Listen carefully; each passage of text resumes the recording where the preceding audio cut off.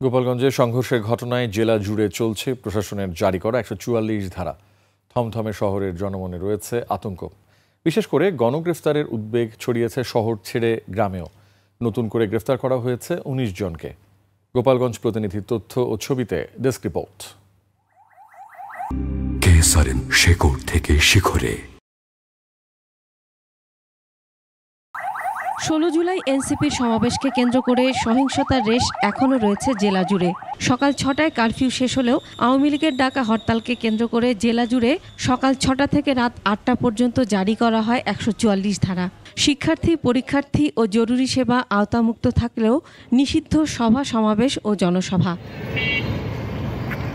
তবে হরতালের কোনো প্রভাব পড়েনি গোপালগঞ্জে। নেই কোনো পিকেটিং বা মিছিল। বাইরে বের না হয় বিপাকে পড়েছে খেটে খাওয়া মানুষ। পাবলিক তো সেনাবাহিনী পুলিশে না আমাকে ধরতেছে, আমরা রাত্রে ঘুমাতে পারি না।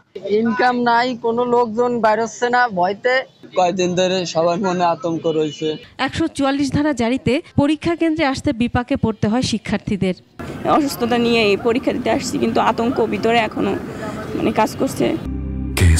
শেকড় থেকে শিখরে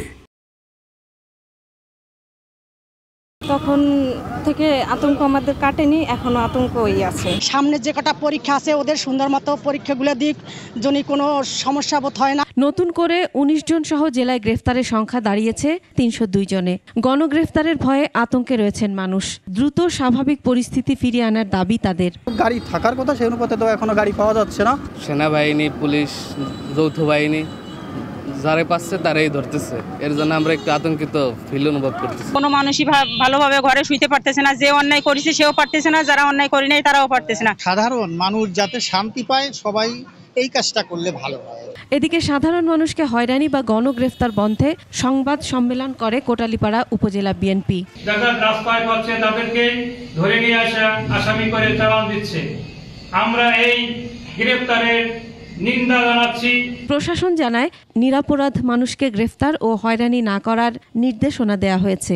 সাধারণ জনগণ যাতে কোনো ভোগান্তি শিকার না হয় সেই বিষয়টি লক্ষ্য রেখে আইন শৃঙ্খলা পরিস্থিতি স্থিতিশীল রাখার স্বার্থে সার্বিক ব্যবস্থা নেওয়া হয়েছে। এখন পর্যন্ত ৩,০০০-এর বেশি নেতাকর্মীকে আসামি করে ৪টি মামলা দায়ের হয়েছে। Masum আলিসা, desk report, ২১ television.